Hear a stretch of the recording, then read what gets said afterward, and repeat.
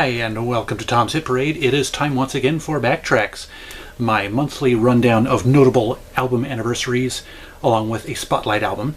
It is obviously the June edition. No matter how hard I try to migrate this feature to the beginning of the month, it always ends up showing up on the second half of the month. So, sorry about that. I had a minor family crisis last week, which kind of threw the rest of the week for a bit of a spin, and so I just was not in the mindset to do a video last weekend, which is why you didn't see anything from me last weekend. So anyway, and another thing I've been thinking about with this Backtracks feature is the graphics. And it occurred to me a couple weeks ago, I think I finally gotten a scheme down that I am going to put in. Obviously, as I speak now, I haven't done the graphics yet, but I think I finally settled on a scheme that's going to work. The look has been changing a little bit with each Backtracks, not intentionally. I kind of like to have a uniform feel to my channel, which is why you'll see that all the text that shows up anywhere on my channel is the same font. So I just kind of like to have that, a uniformity to my channel, I guess. But anyway, enough delay, let's get into Backtracks for June of 2018. 55 years ago this month, R&B Motown group Martha and the Vandellas released their debut album, Come and Get These Memories. It featured the title track as well as I'll Have to Let Him Go. And strangely enough, as I mentioned in a previous Backtracks, albums that are more than 50 years old seem to be hard to come by with respect to trivia tidbits or more information. Strange as that may be with, a group like Martha and the Vandellas, you'd think that there'd be more out there. But anyway, also released that month was Dick Dale's second album, King of the Surf Guitar. It featured his versions of Ray Charles's What Did I Say, as well as the Lieber Stoller song Kansas City and Hava Nagila. Because why not? Half a century ago, the Steve Miller Band released their debut album, Children of the Future. It was produced by Glenn Johns, and though it didn't feature any charting singles, it did feature two songs co-written by future singer-songwriter Boz Scaggs. Also released in June of 1968, Aretha Franklin's 15th album, Aretha Now. It went gold and reached number 3 on the Billboard Albums chart, and featured the songs I Can't See Myself Leaving You, I Say a Little Prayer, and her blockbuster single, Think.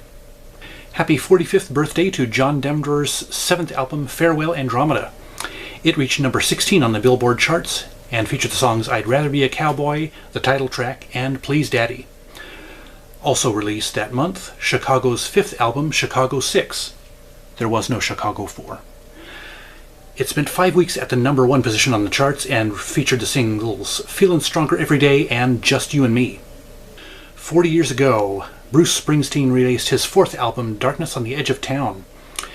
It was on the charts for a staggering 97 weeks and reached number 5, went triple platinum and featured the songs Prove It All Night, Badlands, and The Promised Land. Also released in June of 1978 was The Cars' self-titled debut album. It was on the charts for an even more staggering 139 weeks, peaking at number 18, and it went 5 times platinum by 1995. It featured the singles My Best Friend's Girl and Just What I Needed, as well as Good Times Roll.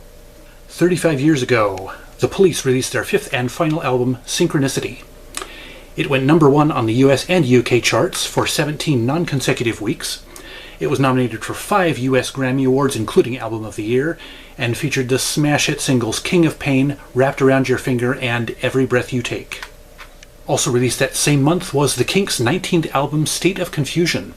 It reached number 12 on the Billboard Albums chart and featured the singles Come Dancing, Don't Forget to Dance, and the title track. June of 1988 saw the release of Huey Lewis and the News' 5th album, Small World. It reached number 11 on the Billboard 200 charts and featured the singles Perfect World and Give Me the Keys and I'll Drive You Crazy. Not one of their more successful albums, but still a good album, I think. Also, Paula Abdul debuted with her first album, Forever Your Girl. Now, it eventually went to number 1 on the Billboard 200's chart and also number 1 on the Canadian and Australian charts, but it took 64 weeks for it to reach number 1 in the US. It was the most successful debut album to date and featured the singles Straight Up, Opposites Attract, Forever Your Girl, and Cold Hearted, all of which went to number 1 on the Billboard Hot 100 singles chart, and that was the first time a debut album spawned 4 number 1 Billboard Hot 100 singles. can't believe I got that right. A quarter of a century ago, in June of 1993, The Collective Soul released their debut album, Hints, Allegations, and Things Left Unsaid. It reached number 15 on the Billboard 200 chart, featured the smash hit single Shine, as well as Breathe and Wasting Time. And the title was a lyrical reference to the Paul Simon song, You Can Call Me Al. Also released that month was RuPaul's debut album, Supermodel of the World. It only went to 109 on the Billboard 200's chart, but it featured the single Supermodel, You Better Work, which reached number 45 on the Billboard Hot 100, as well as Back to My Roots and A Shade Shady, both of which reached number 1 on the Billboard Club and Dance Songs chart. Happy 20th birthday to the Brian Setzer Orchestra's third album, The Dirty Boogie. It featured versions of Louis Prima's Jump Jive and Wail, Santo and Johnny's Sleepwalk, as well as You're the Boss featuring Gwen Stefani. It also featured a new version of Rock This Town, which was a song made famous by Setzer's previous band, Stray Cats. Also released in June of 1998 was the debut album by British boy band Five, one of my favorite boy bands, incidentally. They were executive produced by Simon Cowell, future American Idol anchorman, I guess you'd say. It was their only number 1 UK album, and it reached number 27 on the US Billboard charts. It was released actually in the States the following month, in July of '98. And it featured the songs When the Lights Go Out, Everybody Get Up, and Slam Dunk the Funk. 15 years ago, Eurythmics singer Annie Lennox released her third solo album, Bear. It reached number 4 on the Billboard 200 charts and number 3 in the UK charts, and it also went to the top 10 in Australia, Canada, Italy, and Switzerland. It featured the singles Pavement Cracks, A Thousand Beautiful Things, and Wonderful. Also released in June of 2003 was Canadian singer-songwriter Sam Roberts' debut album, We Were Born in a Flame. It reached number 2 on the Canadian charts and received Juno Awards, which are the Canadian version of the Grammys, for Album of the Year and Artist of the Year. It featured the single Brother Down, which got modest success in the States, as well as Where Have All the Good People Gone and Don't Walk Away, Eileen. This is a very, very good album if you like, good singer-songwriter stuff with a little bit of a Americana feel. Check this out. 10 years ago, Coldplay released their fourth album, Viva La Vida, or Death and All His Friends. It received the Grammy Award for Best Rock Album and a nomination for Album of the Year. It was the best-selling album worldwide of 2008, reached number 1 in 36 countries, and produced the singles Violet Hill, Lovers in Japan, and Strawberry Swing. Also released in June of 2008 was Limits of the Sky by The Bridges. And now this is a great folk pop, kind of straddles the line between folk pop and folk rock. It's a group of, 4 siblings and their cousin, I think. It was great. I remember seeing it on the racks at the Virgin Megastore down in Ontario, California, when there was one, obviously. And I'd never heard of them or seen them before. Picked it up, I think it was on a listening station, listened to it, and I like the sound of it. Just very nice, folkish pop rock. One thing that kind of was the tipping point for it for me was that it is produced by Matthew Sweet. I'm not particularly a huge fan of his work, but I respect his musical acumen, I guess you'd say.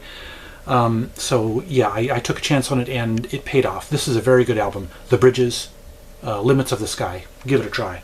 And now we're down to the 5-year-old albums. In June of 2013, the Bare Naked Ladies' 10th album, Grinning Streak, was released. It was their first album on the Vanguard label. It went to number 10 on the Billboard charts and featured the singles Boomerang, Odds Are, great song, and Did I Say That Out Loud? Also that month, Tom Odell, British singer-songwriter, released his debut album Long Way Down. It went number 1 on the Dutch, UK, and Scottish album charts and went top 10 in 3 other countries, and featured the singles Can't Pretend, Hold Me, and Another Love. I really like this guy. I almost passed him up, but actually, I gave him a chance months after his album was released. I didn't buy it right away.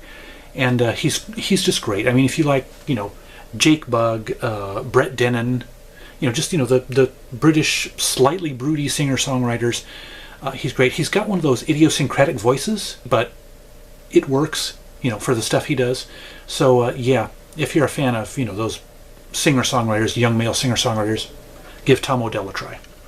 And now here we are again at the Spotlight album of June 2018.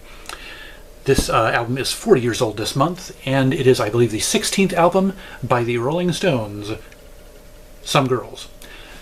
It is, like most of the Spotlight albums in Backtracks, it is the first studio album that I've bought by this group. And it's very good. It's basically what I expected from a Rolling Stones album, essentially.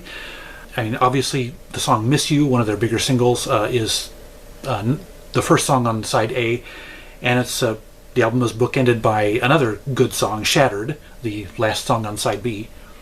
But yeah, excellent songs. Faraway Eyes is a really good one, and they do a cover of Just My Imagination. I cannot remember for the life of me who the original performer of that song was, sorry about that. But yeah, just a great batch of songs on here. Beast of Burden is another really good one. So yeah, I say, you know, go ahead and give this album a try if you haven't yet. If you like Rolling Stones, I mean, this doesn't necessarily sell me on buying more Stones studio albums. Honestly, they're skilled musicians, obviously. It's just, it wasn't that interesting a listen. You know, it doesn't compel me to delve deeper into their discography like Led Zeppelin or, you know, some of the other Spotlight albums that I've had so far this year. But yeah, still a good album, still not sorry that I bought it. So anyway, that is it for Backtracks for June 2018. I hope you enjoyed it, and yes, I will continue to make a concerted effort to migrate this feature back to the beginning of the month so that you know of these album anniversaries, most of them anyway, ahead of time, so that you can celebrate in your own special way. Do you have a June 2018 anniversary album that you like? Let me know in the comments. And again, thank you so much for subscribing. Please subscribe if you haven't yet. I'm up to 10 subscribers, double digits. And I appreciate every one of you subscribers and all of my viewers.